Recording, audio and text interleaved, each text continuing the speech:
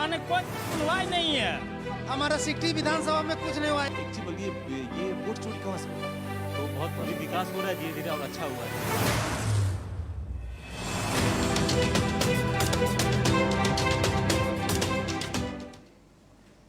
नमस्कार, बहुत स्वागत है आपका टीएनपी न्यूज के खास कार्यक्रम जन आवाज में और मैं हूं आपके साथ कोमल शर्मा। बिहार में विधानसभा चुनाव की तारीखों का ऐलान भले ही अभी तक नहीं हुआ, लेकिन राजनीतिक हलचल काफी तेज हो चुकी है।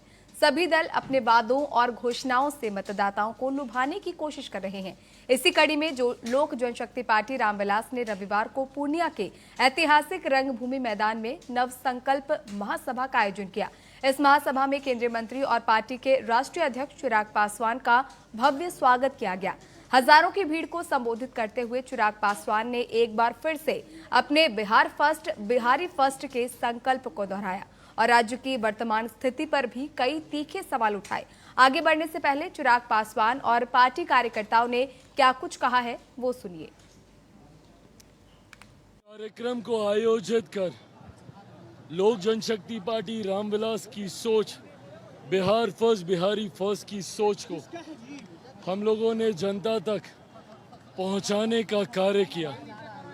साथ ही में क्योंकि अब बिहार चुनाव की दहलीज पर है और जिस तरीके से हमारी डबल इंजन की सरकार प्रधानमंत्री नरेंद्र मोदी जी के नेतृत्व में राष्ट्रीय स्तर पर और मुख्यमंत्री नीतीश कुमार जी के नेतृत्व में प्रदेश के स्तर पर कार्य कर रही है, ऐसे में मैं मानता हूं कि हम हर दल की ये जिम्मेदारी है जो एनडीए का हिस्सा है कि वो अपने माध्यम से अपने तमाम समर्थकों को आयोजित कर, एकजुट कर आने वाले चुनाव के रण क्षेत्र के लिए उनको तैयार करने का काम करें।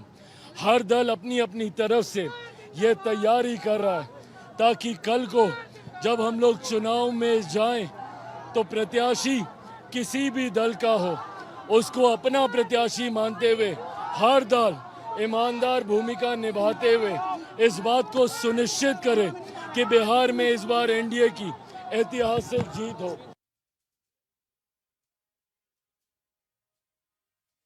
सभा का प्रयोजन बताइए मैम, ये करने की नौबत क्यों आई? अभी मोदी जी भी आए इस धरती से और उन्होंने बहुत सारी सौगात दी बिहार को, उसके बाद चिराग जी अभी आते हैं, तो ये अलग करने की आवश्यकता क्यों पड़ी?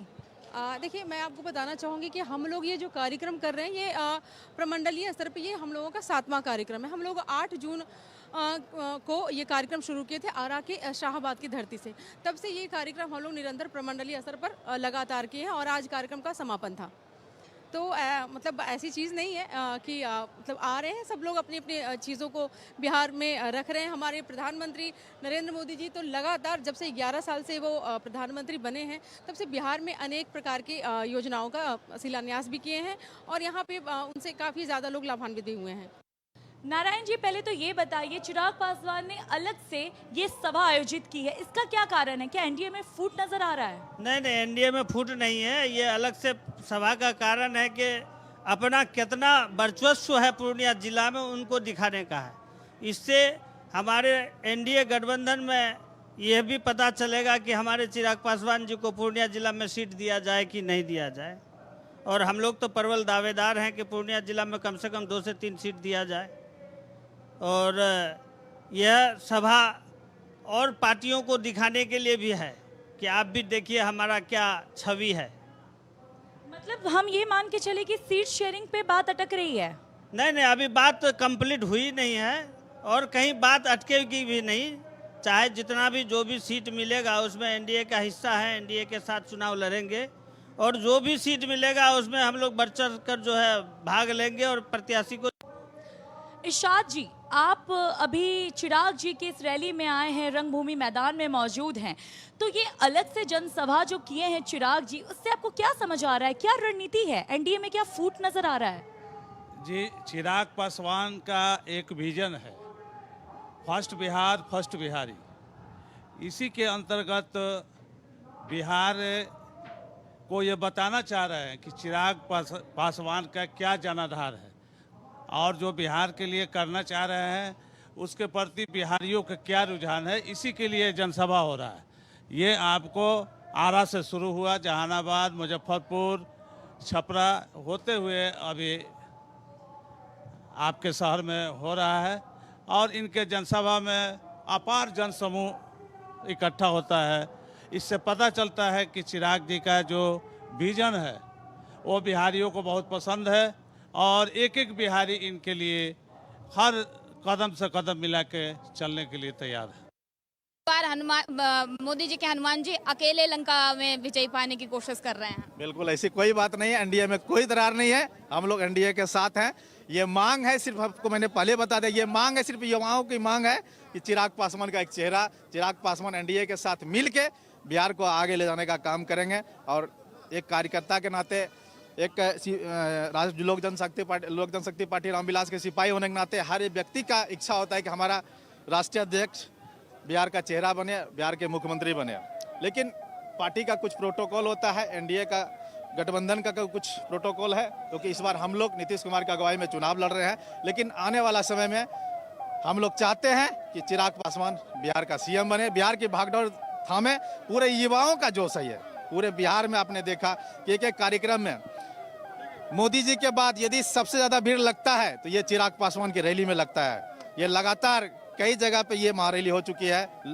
ये जो देख रहे हैं आप नव संकल्प महासभा, ये लगातार आरा से लेकर पूर्णिया तक है और हर जगह पे एक से एक रैली, एक जगह का दूसरे जगह रिकॉर्ड टूट रहा है, ये लगातार हो रही है। तो आज पूर्णिया में लोक जनशक्ति पार्टी का जबरदस्त जो चुनावी कार्यक्रम है वो किया गया, जिसमें आपने चिराग पासवान को भी सुना, उन्होंने क्या कुछ कहा है और पार्टी कार्यकर्ताओं का क्या कुछ कहना है वो भी आपने सुना। अब इस सीट पर क्या कुछ समीकरण बन रहे हैं वो समझने की कोशिश करेंगे, क्योंकि अब चुनाव नजदीक है। तमाम जो राजनीतिक दल है वो तो अपना जोर आजमाइश कर रहे हैं, लेकिन वहां की जनता क्या सोचती है वो जानना बहुत जरूरी है। और ये जानने के लिए हमारी टीम लगातार जो है लोगों के बीच पहुंच रही है। पूर्णिया सीट की अगर बात करूं तो यहाँ बीजेपी और कांग्रेस के बीच जोरदार सियासी लड़ाई होती रही है। पूर्णिया सदर विधानसभा सीट पर जातीय समीकरण जो है वो काफी अहम रोल चुनावी नतीजों में अदा करते हैं। पिछले चुनाव की बात करें तो बीजेपी के विजय खेमका ने कांग्रेस की इंदु सिन्हा को यहां से हराकर जो जीत है वो दर्ज की थी। ये जीत बीजेपी के लिए एक बड़ी उपलब्धि थी। आगे सीट के समीकरण समझेंगे, लेकिन उससे पहले वहां की जनता की क्या राय है, उनके कौन से मुद्दे हैं वो समझिए। हमारे सहयोगी ने उनसे बातचीत की है।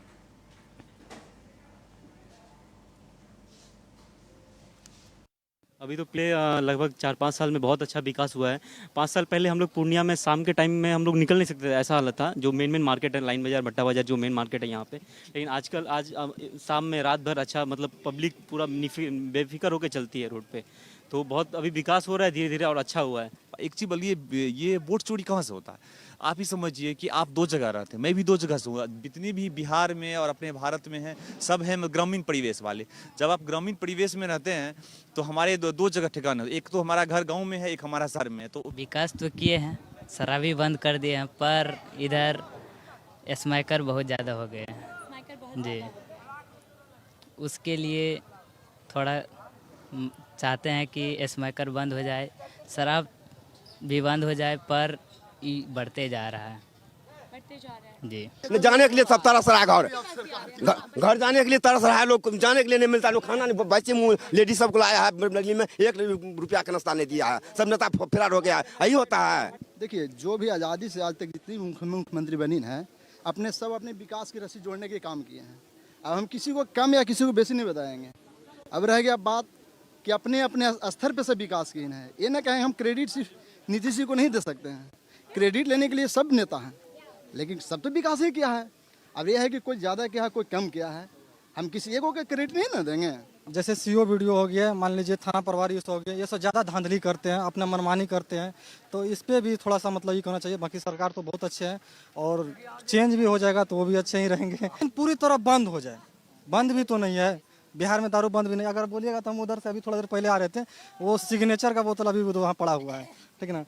तो सिग्नेचर दारू का एक ब्रांड है, तो पूरी तरह बंद भी नहीं है मैम। अगर आपको भी पता होगा कि पूरी तरह बंद भी नहीं है और चालू भी नहीं है। पर बात ऐसा है कि किसी को पहले आने से पहले मेहनत करने पड़ता है, खेती करने से पहले खेती में जाकर धान रोपने पड़ता है, खाद देने पड़ता है, उसके बावजूद हम जाने कि मेरा फसल लहलहा चुका है। तो ऐसे में भी क्रेडिट कैसे हम दे दें प्रशांत जी का, क्योंकि अब आए हैं, अच्छी बात है, राजनीतिक माना सभी को शोभा है, इसमें कोई आपत्ति नहीं है। लेकिन अब रह गया प्रशांत जी आइन हैं, हमारे बिहार के बारे में अच्छी काम करके पहले दिखाएं। अब बंदी चाहते हैं कि शराब के नाम पे हम मतलब सरकार में आना चाहते हैं, ये उचित नहीं है। हाँ, बंद कराना ठीक है, ये मान रहे हैं, उस समर्थन है। तो ये आपने पूर्णिया की जनता के मुद्दे सुने, उनकी समस्याएं सुनी और इसके समीकरण क्या है इस सीट पर वो भी समझेंगे। हमारी सहयोगी अपराजिता हमारे साथ ग्राउंड जीरो से जुड़ चुकी है। अपराजिता, आज पूर्णिया में चिराग पासवान ने जनसंकल्प अभियान किया है, बड़ी संख्या में पार्टी कार्यकर्ता यहाँ मौजूद रहे और इस दौरान एक चीज जो हमने देखी वो जो पार्टी कार्यकर्ता है वो साफ तौर पर कह रहे हैं कि ये जो अभियान, ये जो कार्यक्रम किया गया है, इसका सीधा असर जब सीट शेयरिंग को लेकर किया जाएगा उसमें देखने को मिलेगा। बिल्कुल कोमल, देखिए जिस प्रकार से चिराग पासवान अपनी एक अलग रैली निकालते हैं और वो पूर्णिया की धरती से निकालते हैं जहां पे अभी कुछ दिन पहले ही नरेंद्र मोदी आए थे और बिहार को 36,000 करोड़ से ऊपर का बजट दे के जाते हैं, सौगात पे सौगात दे के जाते हैं और उसी धरती पर चिराग पासवान का ये एक जन संकल्प रैली निकालना कहीं ना कहीं लोगों के मन में कई तरह के सवाल खड़े कर रहा था कि क्या चिराग भी सीएम के दावेदार खुद को देखते हैं, क्या चिराग की भी अंदर से इच्छा है कि वो सीएम बनना चाहते हैं, क्या वो एक अपनी पार्टी को मजबूत करने के लिए इस तरह की रैली निकाल रहे हैं। तो बहुत तरीके की प्रतिक्रिया सामने आ रही थी। ऐसे में आप देखेंगे कि जनता के बीच में भी आज बहुत ज़्यादा ही भीड़ थी और जनता जो थी वो लगातार चिराग पासवान के नारे लगा रही थी, उनके पिता रामविलास पासवान के कामों को भी गिना रही थी और ये कहती हुई नजर आई कि उनके पिता जो थे वो एक जननायक थे, उन्होंने लोगों के हित के लिए काम किया है, दलित वर्ग के लिए काम किया है। ऐसे में चिराग जो है वो युवा है और युवा होने के नाते जिस प्रकार से बिहार में रोजगार, पलायन जैसे मुद्दे उठकर सामने आ रहे हैं कि बिहार की धरती परिपक्व होने के बावजूद रोजगार की समस्या क्यों इतनी ज्यादा, क्या 20 सालों में रोजगार क्यों नहीं दे पाए नीतीश बाबू, लेकिन अभी जब इलेक्शन का समय आया है तो रोजगार की घोषणा की जा रही है। ऐसे में जो यहाँ की जनता है वो चिराग पर आज भरोसा दिखाती हुई नजर आई और काफी अहम होता है क्योंकि आप लोगों से लगातार बातचीत कर रही है और चिराग पासवान लगातार कहीं ना कहीं इस तरह के कार्यक्रम के जरिए जो है शक्ति प्रदर्शन करते हुए नजर आ रहे हैं। लोगों में चिराग पासवान को लेकर किस तरह का रुझान है, क्योंकि बिहार के दंगल में मैं लोगों को सुन रही थी, जब आप उनसे बातचीत कर रही थी तो वो लगातार चिराग पासवान को एज अ सीएम फेस भी चाहते हैं कि वो मुख्यमंत्री बने एनडीए के लिए। तो उसको लेकर क्या कुछ फिलहाल जो आधार नजर आ रहा है, लोगों के क्या रिएक्शन है? और बिल्कुल कोमल, देखिए चिराग एक युवा चेहरा है। अगर आप सत्ता पक्ष में बात करें तो फिलहाल नीतीश कुमार से ज्यादा लोगों के अंदर जो क्रेज है वो है चिराग पासवान के लिए, अगर एनडीए की बात की जाए तो।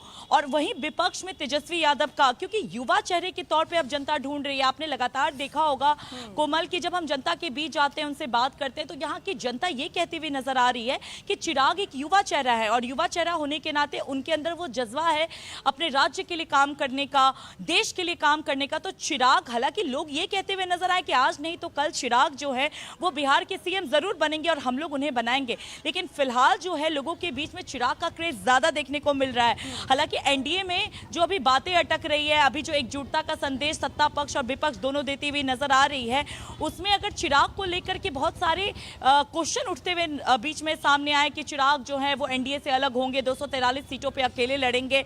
ऐसे में ये अटकलें लगाई जा रही है कि चिराग को लोग सीएम फेस के दावेदार देख रहे हैं और यही मनोबल चिराग को जो है वो अकेले लड़ने की ताकत दे रहा है।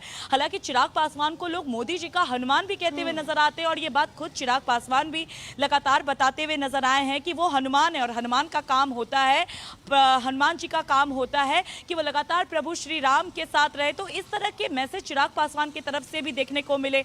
और जब मोदी जी बिहार की धरती पे जब भी आते हैं, चाहे वो गया जी में उनकी रैली हो, चाहे पूर्णिया की धरती पर हो, लगातार आपने देखा होगा कि किस प्रकार से चिराग जो हैं वो उनका जनसभा में उनके प्रति अपना जो है वात्सल्य, अपना प्यार भी दिखाते हुए नजर आए हैं। तो हालांकि चिराग की तरफ प्रधानमंत्री नरेंद्र मोदी की जो रैलियां होती है या एनडीए के जो भी कार्यक्रम होते हैं उसमें एकजुटता की बात करते हैं और दूसरी तरफ वो अलग से जनसभाएं करके अपनी पार्टी का शक्ति प्रदर्शन कर रहे हैं। और कहीं ना कहीं ये इसलिए भी काफी अहम है क्योंकि सीट शेयरिंग को लेकर कहीं ना कहीं जो पेच है वो फंसा हुआ नजर आ रहा है। इसको लेकर तमाम जो कयास है वो लगाए जा रहे हैं। इसके अलावा एक चीज और आपसे समझना चाहूंगी, विपक्ष को लेकर लोगों के क्या रिएक्शन है? SIR का मुद्दा हो, बेरोजगारी का मुद्दा हो, भ्रष्टाचार का मुद्दा हो, इन सभी मुद्दों को लेकर तेजस्वी यादव ने अभी बिहार अधिकार यात्रा निकाली, उससे पहले वोटर अधिकार यात्रा निकाली गई। तो विपक्ष को लेकर लोगों में क्या रुझान है? क्योंकि युवा चेहरे की आपने बात की, तो लोग क्या तेजस्वी यादव को भी यहाँ एज एन ऑप्शन देख रहे हैं?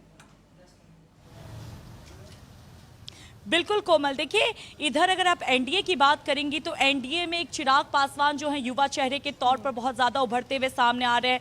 वहीं विपक्ष में जो तेजस्वी यादव है उनका नाम बहुत ज्यादा चर्चा में आ रहा है। हालांकि विपक्ष में जो महागठबंधन है उन्होंने अपने सीएम फेस का ऐलान कर दिया है। उन्होंने साफ तौर पर यह कह दिया है कि तेजस्वी यादव ही सीएम फेस होंगे, लेकिन ये अटकलें लगाई जा रही है कि अभी जब वोटर अधिकार यात्रा निकला था तो उसमें जो थे राहुल गांधी बहुत ज्यादा क्रेडिट लेके चले गए, और यही कारण है कि तेजस्वी यादव बिहार अधिकार यात्रा अलग से निकाल रहे हैं ताकि उनका जो वर्चस्व है, क्योंकि बिहार में लालू प्रसाद यादव यानी कि आरजेडी से सब लोग बहुत भली भांति परिचित हैं। ऐसे में तेजस्वी यादव को कहीं ये ना लगे कि उनका वर्चस्व खोता जा रहा है। इस वोटर अधिकार यात्रा के माध्यम से कांग्रेस का जो वजूद खो गया था वो तो फैल गया, लेकिन कहीं आरजेडी पीछे न रह जाए, तो ये बिहार अधिकार यात्रा इसलिए भी निकाली जा रही है, ऐसा लोगों का मानना है। लेकिन इस पर अभी कोई प्रतिक्रिया नहीं आई और हमने लगातार यही देखा कि विपक्ष जो है वो एकजुटता का संदेश देते हुए नजर आया। और जब हमने उनसे हमेशा सीट शेयरिंग को लेकर के बातें की कि क्या सीट शेयरिंग को लेकर के आगे उनकी बातें बिगड़ेंगी, क्या अभी जो एकजुटता दिखाई जा रही है महागठबंधन में, क्या वो आगे चल के सीट शेयरिंग पे बातें अटकेगी, तो उनके तरफ से हमेशा यही प्रतिक्रिया आई कि नहीं, महागठबंधन जो है वो एकजुट है और उनमें कुछ नहीं। बिल्कुल, अपराजिता, महागठबंधन की बात करें या एनडीए की बात करें, दोनों ही दलों में फिलहाल तो जो दोनों ही गठबंधनों में फिलहाल एक चीज पर जो पेच फंसा हुआ है वो सीट शेयरिंग को लेकर है, और इसी को लेकर अब तमाम कयास इसलिए भी लगाया जा रहा है क्योंकि अलग अलग दल अपने अपने शक्ति प्रदर्शन करके कहीं ना कहीं जो गठबंधन के अन्य दल है उन पर दबाव भी बनाना चाहते हैं, और इसको लेकर भी तमाम राजनीतिक बयानबाजी है वो भी लगातार देखने को मिल रही है। अपराजिता, आप हमारे साथ बने रहिए, लेकिन फिलहाल एक छोटे से ब्रेक के लिए रुकेंगे, जल्द हाजिर होंगे। पैसा पड़ा हुआ है आने कोई सुनवाई नहीं है, हमारा सिटी विधानसभा में कुछ नहीं हुआ है। एक चीज बोलिए, ये वोट चोरी कहाँ से हुआ? तो बहुत अभी विकास हो रहा है धीरे धीरे और अच्छा हुआ है।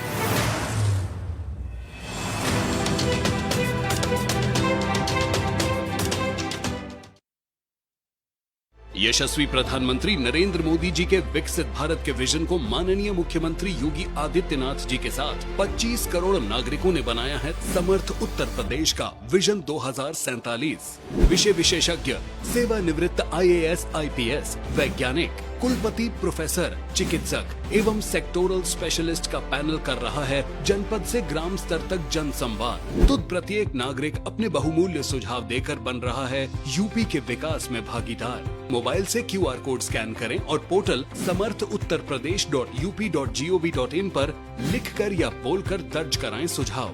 ये पोर्टल पूरी तरह निशुल्क है और 5 अक्टूबर 2025 तक खुला है। आपके सुझावों से तैयार होगा विकसित यूपी का रोड मैप और मूल्यवान सुझाव देने वाले होंगे सम्मानित। विकसित यूपी के निर्माण में बनिए सहभागी, हम मिलकर बनाएंगे आत्मनिर्भर उत्तर प्रदेश 2047 का समर्थ उत्तर प्रदेश।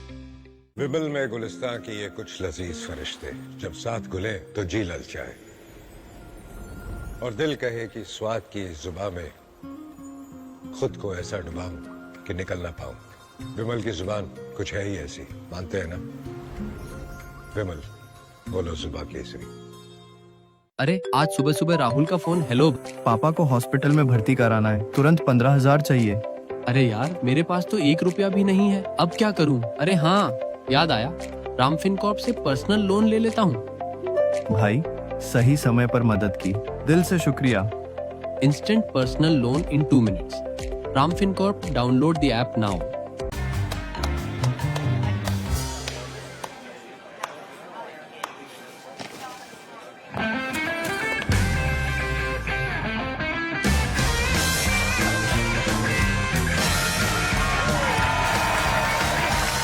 राजनिवास प्रीमियम इलायची, सोच जो करे राज। अजय भाई, लॉन्ग वीकेंड आ रहा है, चले मनाली? रोहित यार, जाना तो है, पर इस बार भी पैसा प्रॉब्लम बन गया। 1 मिनट, राम फिनकॉर्प है ना? ऑफिस के स्ट्रेस को पीछे छोड़ दिया और सपना पूरा कर लिया रामफिन कॉर्प के साथ। जब सपना हो स्नो वाला तो लोन हो रामफिन कॉर्प वाला। Download the app now. They said I'm too confused, that I have too many dreams. I said I'll make every dream count. I'm a visionary at UPES University. I am tomorrow. आने कोई सुनवाई नहीं है।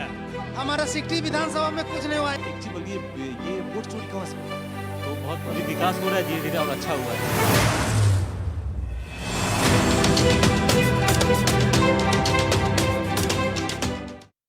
और break के बाद एक बार फिर से बहुत स्वागत है आपका जनाबाज की इस चुनावी चर्चा में। अब बात करेंगे सिकटी विधानसभा की। अररिया के सिकटी में भाजपा के वर्तमान विधायक विजय कुमार मंडल और आरजेडी के शत्रुघ्न कुमार सुमन के बीच मुकाबला होने की संभावना है। विजय मंडल हैट्रिक लगाने की तैयारी में है, जबकि शत्रुघ्न सुमन वापसी के लिए प्रयासरत नजर आएंगे। इस दौरान बीजेपी विकास के मुद्दे पर तो वहीं आरजेडी महंगाई के मुद्दे पर जनता के बीच जा रही है। सिकटी में कौन से समीकरण बन रहे हैं और वहां के मुद्दे क्या है वो जानेंगे, लेकिन उससे पहले सिकटी की जनता क्या कुछ सोच रही है वो सुनिए। नहीं करता है, हमारा सारा इंडिया का 5 साल से पैसा पड़ा हुआ है और कोई सुनवाई नहीं है। नारायण मोदी थे तो मान के उसको चाहिए नहीं कि यह चीज हम हल करें, कभी आज तक हल नहीं किया। कितना दिन यह कैसे रह गया? ऑनलाइन कीजिए है, ऑनलाइन भी किया कि खाता में पैसा आएगा, एक भी पैसा नहीं आ रहा है। 70,000 का फंसा हुआ है। 5 लाख टका है, क्या देने वाला? जीठा धोके प्लेट धोके हमने जमा किए 5 लाख। अभी घर बनता क्या हमारा? आज 10 साल से रुकले है पैसा, ये कौन तरीका है? गरीब को तो बढ़ाइए दिया है, हमारा भी सारा इंडिया में 5 लाख टका है। हाँ, हम भी प्लेट गिलास धोते हैं। हाँ, अभी काम है 3 का छट्टी में रहते हैं। हाँ, अब वो 5 लाख टका रहता तो जो कहा जा रहा है कि आप लोगों के पास कागज हैं, अप्लाई कीजिए, उसके बाद डायरेक्ट खातों में पैसा। एक लिस्ट भी जारी की गई। बहुत ज्यादा अप्लाई किए हैं, क्या मरते किए हैं, एक मरते खाता में भी नहीं आया पैसा। हाँ, वो डायरेक्ट पैसा भेज देगा कंपनी से, एजेंट का से, तो देगा पैसा कि नहीं देगा। हमारे विधानसभा का हालत बहुत खराब है। विजय मंडल तो सबसे पहले 2 काम बहुत बड़ा कर दिए सिकटी विधानसभा के लिए। एक हमारे स्टेशन हटा दिए, दूसरा पुल गिरा दिए। पुल कैसे बना, किस बालू से बना, किस मटेरियल से बना, आज तक कभी देखने नहीं आया। कोई भी प्रदीप सिंह भी नहीं आया देखने के लिए, कोई भी नहीं आया, कोई भी प्रतिनिधि यहाँ देखने के लिए नहीं आया। इस बार सिकटी का जनता बदलाव करेगी। हम लोग आरजेडी का बहुमत सिद्ध करेंगे इस बार हमारी जो है बिहार में आरजेडी की सरकार बनेगी। हम लोग फैसला कर चुके हैं, इसलिए कि अगर यहाँ जो हम लोग का रेलवे का प्लेटफार्म जो बनने वाला था, अगर होने का, वहाँ पर उठा करके लोग जाकर विजय मंडल, उनके बाद प्रदीप सिंह। तो अभी आपने सिकटी की जनता को सुना, हमारे सहयोगी ने उनसे बातचीत की, उनके मुद्दे समझने की कोशिश की और विधायक से वो कितने खुश और नाराज है ये जानेंगे हमारे सहयोगी अपराजिता से, जो लगातार हमारे साथ इस चर्चा में जुड़ी हुई है। अपराजिता, सिकटी की बात करें तो विजय कुमार मंडल मौजूदा विधायक है और कैबिनेट मंत्री है। ऐसे में क्षेत्र का जो विकास है ये मुद्दा काफी अहम हो जाता है। आपसे समझना चाहेंगे ग्राउंड जीरो पर क्या कुछ हालात है, लोग कितने खुश है, कितने नाराज हैं? बिल्कुल कोमल, देखिए जब सिकटी विधानसभा की बात होती है तो ये अररिया जिले में पड़ता है और सीमांचल का ही एक पार्ट है। तो ऐसे में आप देखेंगे कि यहाँ पर जो है डिवाइड चल रहा है। जैसे कुछ इलाका, जैसे बैसी की बात कर ले या फिर आप अररिया की बात कर ले तो ये जो है मुस्लिम बहुल इलाका है। फिर यहाँ पर अगर सिकटी की बात करें तो यहाँ पर हिंदू आबादी ज़्यादा है। ऐसे में आप देखेंगे कि यहाँ के लोग जो है बीजेपी को ज़्यादा समर्थन देते हुए नजर आए। हालांकि विधायक जी से भी खुशी दिखे, मिली जुली प्रतिक्रिया देखने को मिली, लेकिन यहाँ पर लोग बीजेपी का वर्चस्व देखने को मिला। तो यहाँ पर आपको पार्टी समर्थन का एक होड़ दिखेगा। साथ ही विकास के अगर पैमाने पर बात करें तो कुछ वर्ग ऐसे थे जो कि ये अपनी कुछ पर्सनल शिकायत करते हुए नजर आए। जैसे कुछ लोगों के अभी भी सहारा इंडिया में पैसे डूबे हुए हैं, उसको लेकर के वो कह रहे हैं कि हम जनता अबोध है, हमें कैसे पता होगा कि पैसा कहाँ फंसा है, कैसे निकालना, ये काम सरकार का है। तो ऐसे में जनता जो है अपनी अपनी बातें रखती हुई नजर आई। और लेकिन साथ ही में आप देखेंगे, जैसा मैंने आपको पहले भी बोला है कोमल, कि जब हम विधानसभा में जाते हैं लोगों के बीच जुड़ते हैं, उनसे बातचीत करते हैं, तो ऐसे में हमें जितना समझ आता है कि आधी % यानी कि 50% आबादी जो होती है वो एक भीड़ का हिस्सा होती है, वो एक पार्टी के साथ चलती है। वहीं 20 से 25% आबादी जो होती है वो जाति बेसिस पर चलती है, और वहीं पे कुछ वर्ग ऐसे होते हैं जो विकास के बेसिस पे बातें करते हैं। अपराजिता, जो जातीय समीकरण की आपने बात कही है, तो एनडीए ने जो विजय कुमार मंडल को मंत्रिमंडल में शामिल किया था, उसके पीछे एक प्रमुख कारण यही था कि सीमांचल इलाके में जो ओबीसी वोटर्स है, कहीं ना कहीं इसके जरिए उनको साधने की कोशिश की गई थी। और इसके साथ ही अगर विपक्ष की बात करें तो विपक्ष भी अपने मुद्दों को लेकर यहां पर मैदान में उतरा हुआ है। क्या लगता है किसकी ओर पलड़ा इस बार भारी होता नजर आ रहा है? बिल्कुल कोमल, देखिए जब सीमांचल की बात होती है तो इसको वैसे भी पूरा मुस्लिम बहुल्य इलाका माना जाता है, मुस्लिम बहुल्य क्षेत्र माना जाता है। ऐसे में आप देखेंगे कि हर एक विधानसभा से जब आप किसी भी जिले में जाते हैं, चाहे पूर्णिया जिले में जाइए, अररिया में जाइए, चाहे किशनगंज में जाइए, तो ऐसे में आप देखेंगे कि उसकी जो विधानसभाएं, जो क्षेत्र हैं, वो अपनी अपनी आबादी के हिसाब से बचे हुए हैं। हालांकि मुस्लिम वर्ग की तरफ से हमेशा यही संदेश देने की कोशिश की गई है कि हम हिंदी हैं, हम मजहबी लड़ाई लेके नहीं चलते, लेकिन वो उनका समर्थन जो आपको दिखेगा वो हमेशा ओवैसी जी की तरफ दिखेगा, यानी कि वो अपने मजहब के लोगों को, जमीनी मुद्दे हैं ना, वो कहीं ना कहीं जातीय समीकरण के आगे दबते हुए नजर आते हैं, और हर चुनाव में यही हालात रहे हैं। लेकिन देखने वाली बात होगी कि इस बार क्या कुछ अलग होता है, क्योंकि इस बार जनता जो है अपने मुद्दों को लेकर काफी एक्टिव नजर आ रही है। जब आप लोगों से बातचीत करें आपको ये महसूस भी हो रहा होगा। फिलहाल अपराजिता, हमारे साथ जुड़ने के लिए और तमाम जानकारियां साझा करने के लिए बहुत बहुत धन्यवाद। और इसी के साथ हमारे इस खास कार्यक्रम में फिलहाल के लिए इतना ही। देश दुनिया के तमाम खबरों के लिए बने रहिए टीएनपी न्यूज के साथ। नमस्कार। 5 साल से पैसा पड़ा हुआ है, आने कोई सुनवाई नहीं है। हमारा सिटी विधानसभा में कुछ नहीं हुआ है। बोलिए ये वोट चोरी कहाँ से? तो बहुत विकास हो रहा है धीरे धीरे और अच्छा हुआ है।